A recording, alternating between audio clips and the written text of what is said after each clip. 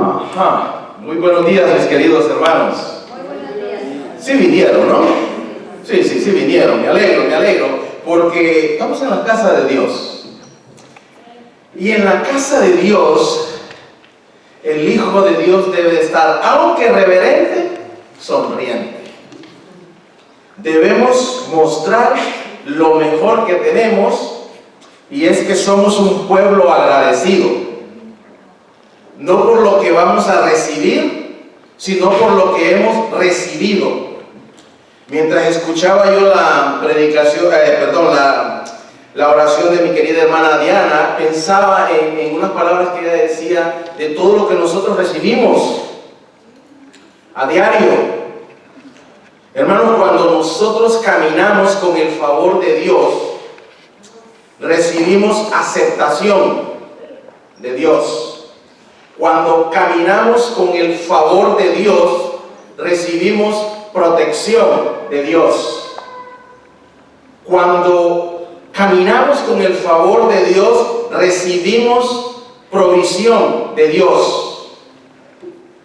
Y lo más importante, cuando caminamos con el favor de Dios, recibimos protección, recibimos fe, recibimos esperanza y recibimos todas esas cosas que nosotros, sus hijos, necesitamos cada día. Y por eso hay que estar sonriente, por eso hay que estar agradecido, por eso hay que darle gracias a Dios por lo que nos ha dado. De lo demás que venga, gracias también, pero hasta este momento démosle gracias a Dios porque con su favor hemos llegado hasta hoy. Estoy contento de estar con mi iglesia madre, mi familia. Muchos se preguntan dónde he estado, pues les voy a decir, pues trabajando en la palabra de Dios. Queridos hermanos, el pastor Villegas me ha asignado a sus otras iglesias y también he recibido invitaciones de múltiples iglesias. Entonces, mi Dios en su misericordia me ha mantenido en ocuparme en lo que más me gusta a mí, y es hablar de la palabra de Dios. Porque si hay una cosa que a mí me despierta cada mañana es cómo puedo mostrarle a mi familia inmediata, mostrarle a mi vecino y mostrarle a mi prójimo las buenas cosas que da Dios. Y me pregunté a mí, si soy Dios, solo buenas cosas da. Todo lo bueno viene de Dios. Y al hacerlo así, meditaba en ¿qué hace un predicador perdone la redundancia, ¿qué hace un predicador para predicar y de dónde obtiene la información? Inmediatamente usted dirá, pues obviamente que de la Biblia. Sí, de la Biblia, exactamente. Pero el predicador, mi querido hermano, el buen predicador, observa su ambiente local, observa su ambiente nacional y observa su ambiente mundial. Está alerta, está atento, está alerta y atento a las señales de los tiempos, a las señales de nuestros gobiernos, a las actitudes de nuestro gobierno, y tomamos nota y le pedimos a Dios: Padre, ¿cómo puedo en este momento presentar un mensaje que ayude a la persona que está observando atentamente estos eventos a que se den cuenta de la importancia de que cada hijo e hija de Dios esté escudriñando las Sagradas Escrituras,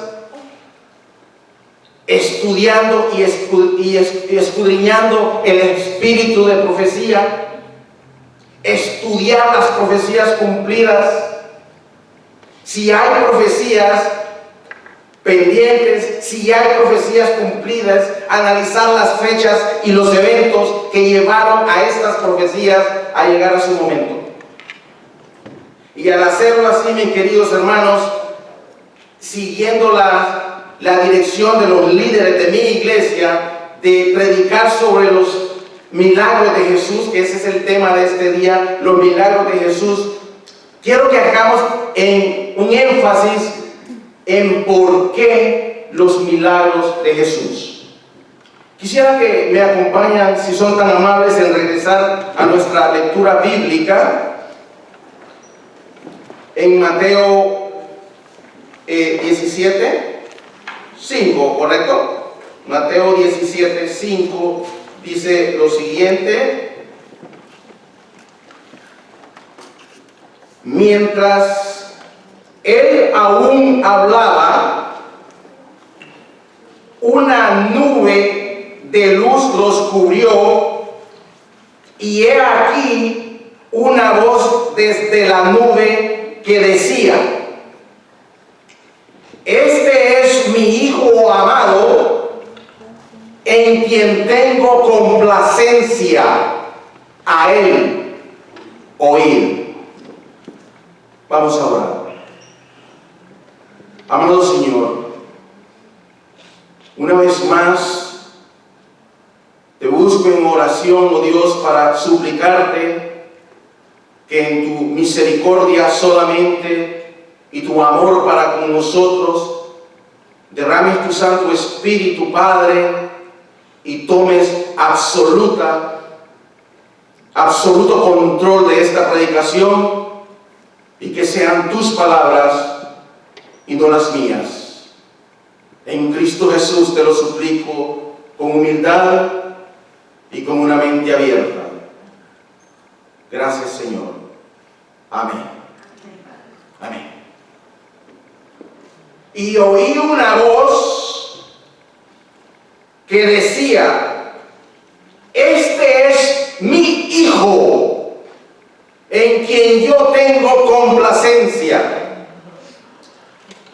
Y me llamó la atención a mí, ¿qué había hecho nuestro Señor Jesucristo para que se abrieran los cielos y se manifestara la voz de Jesucristo, la voz de nuestro Dios Padre, y dijera: este es mi Hijo, lo que Él hace, lo que Él ha hecho, eso es lo que a mí me agrada a Él oír?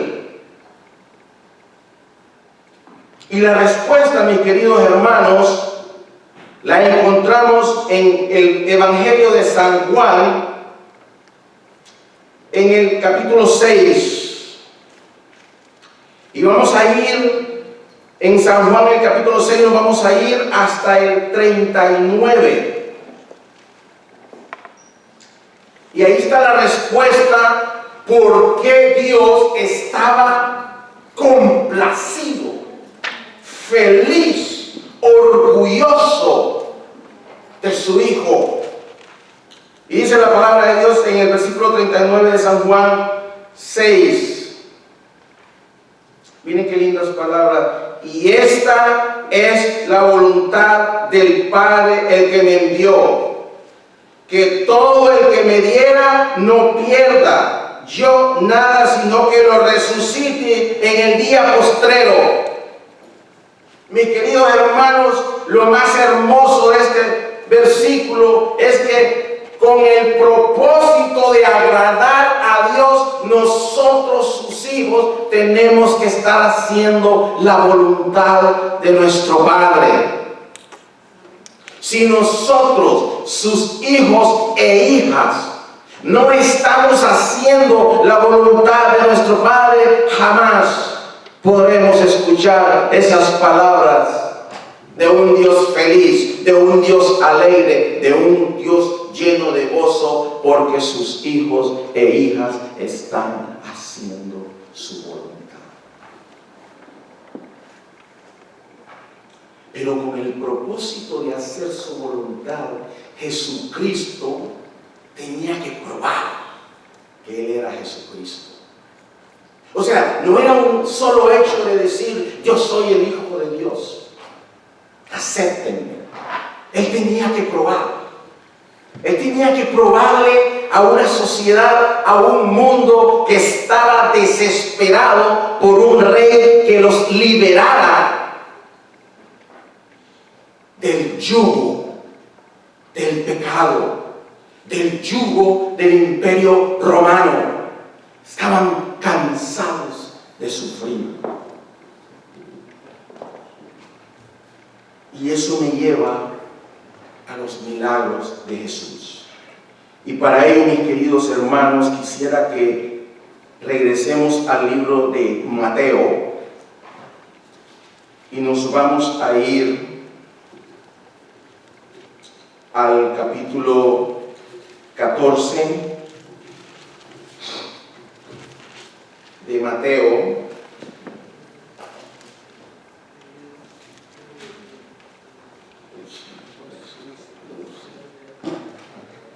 Y vamos a detenernos un poquito en el 12. Vamos a empezar en el 12, en el Mateo 12. Y dice lo siguiente. 12:39. Pero quiero que vean ustedes este diálogo. Vamos a leer 12:38. Entonces respondieron algunos de los escribas y de los fariseos diciendo: Maestro, deseamos de ti ver señal. Y usted dirá: ¿y de dónde les haría estos demandar señal? Bueno, les quiero decir algo. Esta era una sociedad, los fariseos, los saduceos, y en ese tiempo los saduceos, los fariseos y muchos otros intelectuales de ese tiempo leían la Biblia. Estaban al tanto de las profecías y las características del libertador, del rey, del enviado, del Mesías. Entonces ellos querían asegurarse. No era solo cuestión de decir: pues yo soy Jesucristo y vénganse. No funcionaba así. Actualmente, mis queridos hermanos, nosotros todavía estamos quizás un poquito peor, y les voy a decir con el respeto que nos merecemos, porque nosotros no solo tenemos la ventaja de ver las cosas que Jesucristo hizo, sino que también tenemos la ventaja de ver muchos eventos en el mundo que se están acomodando para llegar a que se complete la profecía de los tiempos finales. Y tal vez estamos distraídos porque nos hemos llenado de prejuicios, y tal vez los mandatarios, los presidentes del mundo, no son las personas más agradables cuando se paran enfrente de un micrófono. Y por un momento yo quiero pedirles lo que me decía un hermano hace un par de horas. Por un momento quitémonos esos prejuicios que tenemos para con nuestro mandatario y pensemos en un momento las personas que Dios a través de los tiempos, las personas que Dios usó para que se cumplieran algunos aspectos que llevarían a cumplirse las profecías, no eran las personas más agradables. Nabucodonosor era arrogante, pero sin embargo Daniel, un hombre humilde, tenía una característica que muchos de nosotros tenemos. Daniel era un inmigrante.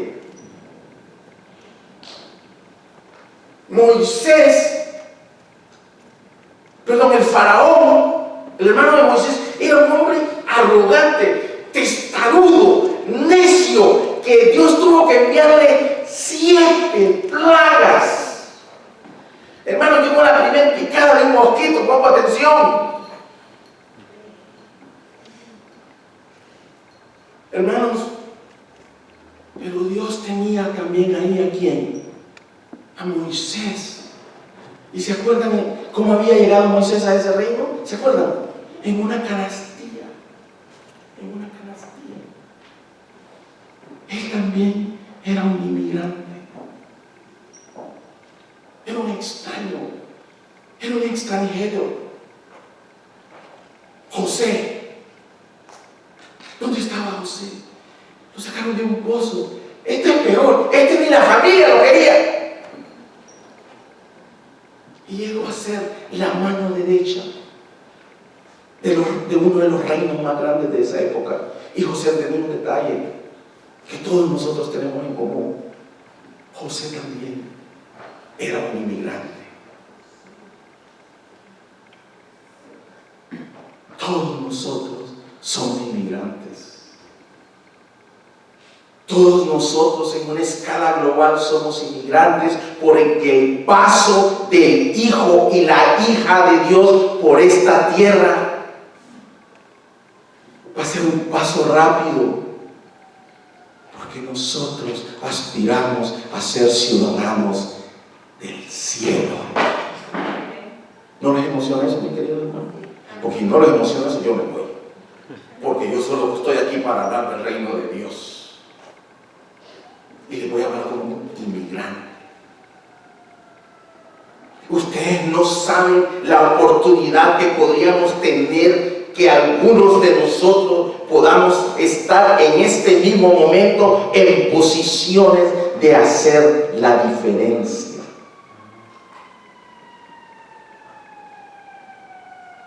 Pero hacer la diferencia, mis queridos hermanos, no va a ser cómodo. Hacer la diferencia requerirá de tener cerviz. Me gusta la palabra en inglés, de tener backbone. Porque a nosotros, ¿saben cómo nos dicen? La generación de cristal. A mí me ofende y me duele que me digan que yo soy de la generación de cristal. ¿Por qué? Porque no se nos puede decir nada. Hermano, ya no se puede decir nada porque ahora la gente se ofende por todo. We need to create a backbone. Los hijos de Dios tenemos que crear una cerviz fuerte basada en el Espíritu Santo. El hijo de Dios tiene que tener carácter, personalidad. Pero por sobre todas las cosas, el Hijo de Dios tiene que tener humildad, amor, paz, para que cuando mi prójimo me mire, diga, yo quiero de lo que él tiene, yo quiero de lo que ella tiene. ¿Por qué? Porque estamos haciendo la voluntad de Dios. Mis queridos hermanos, cuando yo predico la palabra de Dios, lo hago como que si esta fuera mi última oportunidad de hablarles a ustedes y decirles que por muy difícil que sea servir a Dios y caminar con Dios, ese es el camino correcto. Porque mi paso, nuestro paso por esta vida va a ser solamente un suspiro y quizás algún día nadie se acordará de nosotros, pero esto sí les digo, dejaremos una mancha o dejaremos una marca. Maestro, deseamos de ver de ti señal. Él le respondió y le dijo, la generación mala, adúltera demanda señal, pero señal no les será dada, sino la señal del profeta Jonás. Yo estaba meditando en la señal del profeta Jonás, ¿no? Y se explica ahí seguido, porque dice que así como Jonás estuvo en el vientre del gran pez 3 días y 3 noches, así estará el Hijo del Hombre en el corazón de la tierra 3 días y 3 noches. Ok. ¿Por qué es importante esto de 3 días y 3 noches? Porque cuando se cumplieron las profecías que Jesús murió, aunque fue un evento magno para nosotros los cristianos, lo que debería venir después era más importante, Porque Jesús resucitó. Ahí estaba el primer milagro. Acuérdense ustedes que para que Jesús resucitara, aunque su cuerpo no vio corrupción, Él tenía no solo que morir, sino que resucitar, para enseñarnos a nosotros que en el Dios, en el Hijo de Dios que nosotros creemos, Él es el camino, la verdad y la vida. Y todo aquel que en Él cree no se pierda, mas tenga vida eterna. ¿Pero por qué Jonás? Bueno, recordemos a Jonás. Jonás le fue a predicar a Nínive. ¿Se acuerdan que le dijo? Que si no se arrepentían, Dios los iba a exterminar. ¿Pero qué pasó con Nínive? Todo el mundo se arrepintió. Dicen que ayunaron hasta las bestias. Eso es lo que se llama una profecía condicional. Esa profecía se complementaría de acuerdo a la respuesta del pueblo, y el pueblo se arrepintió. Pero lamentablemente, mis queridos hermanos, con la muerte de nuestro Señor Jesucristo, su resurrección y el camino a la vida eterna, todavía hay gente que no lo acepta. Todavía hay gente que lo cuestiona. Todavía hay gente que dice, los milagros de Jesucristo. Y hay un montón de gente intelectual tratando de probar los milagros de Jesucristo. Voy a hablar de los milagros. Mis queridos hermanos, en la Biblia, en el aspecto teológico, cuando uno estudia la Biblia, en la Biblia hay 3 palabras para describir milagro. La primera palabra para describir milagro es la palabra semeión. Semeión. Esta palabra significa una evidencia visible del obrar sobrenatural de Dios. Recuerden esto. Para que sea milagro, tiene que ser una señal sobrenatural. Imagínense ustedes algo sobrenatural. ¿Se acuerdan cuando estaba Jesús dormido en la barca en medio de aquella gran tormenta?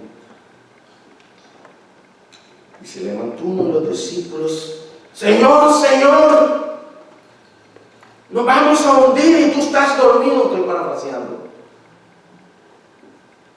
Y ahí hay un milagro, porque viene Jesús.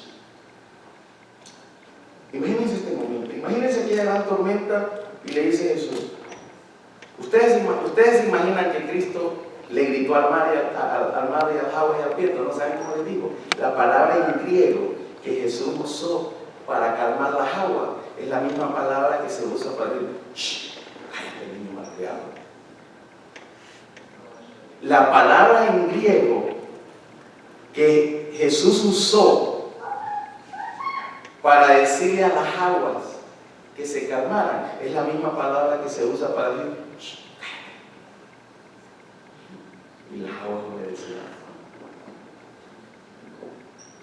Nosotros me imagino que Jesucristo le dijo: ya, cállate, deja. No. Shh.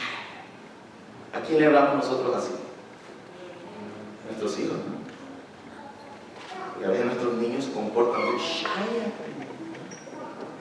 cállate. Pero hay una cosa ahí, mis hermanos, que no quiero que entiendan. ¿Por qué usted le habla así a sus hijos? Porque son sus hijos. Nadie más le va a hablar a sus hijos así. Solo usted le va a hablar a sus hijos. Bien, vayamos a Génesis. ¿Quiénes crearon los cielos y la tierra? Jesucristo. Es uno de los creadores. Entonces, cuando usted crea algo, usted tiene control sobre eso. Entonces Jesús no necesitaba ir a hacer el gran alboroto. ¡Shh! Calla, ya. Y dice que calmadita las aguas. Eso fue una señal extraordinaria. Ahí se aplica la palabra semeión. La siguiente palabra que se usa para milagro en la Biblia es teras, del griego teras. es una palabra del Nuevo Testamento relacionada con los milagros. Teras es la palabra que se traduce prodigio o maravilla. Esto hace referencia al efecto que tiene un evento maravilloso. Porque si imagina usted, imagínese ese momento. Nosotros somos uno de los discípulos que estamos en esa barca, que las aguas están así, y Jesucristo, miren, hasta roncaba, pienso yo. Y empezamos nosotros, ay, hermano Max, esto es un día, ay, la Dios se va a caer. No, que damos ayuda a Jesús, si en Él hemos confiado.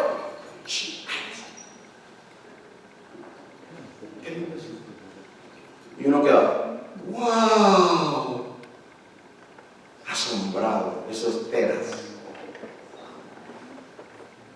Y la otra palabra para hablar de milagro en la Biblia es dunamis, de donde viene la palabra dinamita, explosión. Cuando Jesús hizo milagros, fue una manifestación de poder. Su actitud fue amorosa, pasiva, respetuosa, pero el efecto tenía poder. Y uno de ellos, mis queridos hermanos, es el paralítico en su lecho. Este hombre había vivido atado a su lecho, no digo atado físicamente, sino que todo lo que su vida había conocido era vivir su lecho, sus huesos enjutos, secos, tiesos. Y se acercó Jesús y le dijo, levanta y anda. Imagínense este momento. Todos estos huesos secos, encorpados, empiezan a agarrar forma. Y la gente está viendo aquel leproso pararse, y encima de eso agarra su lecho y se lo pone debajo de su brazo y se va para su casa. Y la gente, ¡wow! ¡Pum! ¡Maravillado! Ya suena como el pastor Villegas. ¡Maravillado! Impresionado el pueblo, ¿no? Era algo extraordinario. Pero aún así, mis queridos hermanos, esto es lo triste de los milagros. Hubo gente que no creyó. Hay gente que no cree. Hay gente que deja que su intelecto empiece a cuestionar. Bueno, es que científicamente, dejan los argumentos aquellos ahí queriendo demostrar clases. Pues científicamente eso se puede probar así, no se puede probar así. Entonces dejamos que este enorme cabezota, este enorme intelecto me prive de aceptar un fenómeno natural que solo mi Dios, el creador de los cielos y la tierra, puede hacer. Los 10 leprosos. Aquí hay una enseñanza, que ese es tema para otro día y ustedes lo han escuchado. Los 10 leprosos, mis queridos hermanos, todos recuerdan esto. ¿Se acuerdan que los leprosos no se podían acercar a la demás gente porque eran considerados inmundos? Entonces ellos, ¡hey, hijo de David! Y entonces, ya, ¿qué quieren? Algunas veces hay que llamar a Jesucristo, mis queridos hermanos. No, pues mira, ¿qué onda? Mira, ¿cómo estamos? Y los sanó a los 10 leprosos. Ok. Pero fíjense ustedes, hermanos, que de los 10 leprosos, ya lo saben ustedes, pero quiero que piensen en esto. Ahí hay una joya. Solo uno de ellos, solo uno de los 10 limpios de la lepra, literalmente se acercó a darle las gracias a Jesús. Y era samaritano. Y se acuerdan en los tiempos de Jesucristo que eran considerados los samaritanos. Gente espiritualmente inmunda. O sea que el samaritano era lo peor que había en esa sociedad. Y ese fue el único leproso agradecido que se acercó a darle gracias a Dios. Miren, mis queridos hermanos, esta es la parte que duele del Evangelio. A veces nosotros somos curados de nuestras lepras, de las luchas de esta vida, de las enfermedades de esta vida, y no tenemos tiempo ni siquiera para darle gracias a Dios. es importante que nosotros entendamos que Dios todavía está en control, que Dios siempre ha estado en control y que Dios estará siempre en control cuando sus hijos hagan su voluntad.